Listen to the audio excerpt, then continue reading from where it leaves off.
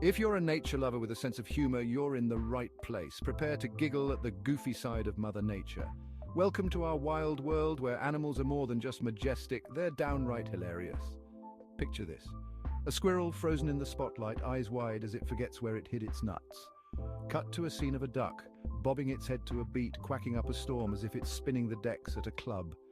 And don't get me started on the frog that tried to out-ribbit a smartphone ringtone. These aren't just random acts of cuteness. They're proof that nature not only stuns, but also delivers some serious belly laughs. So next time you're out in the wild, keep your eyes peeled and your camera ready. You never know when nature will show its goofy grin.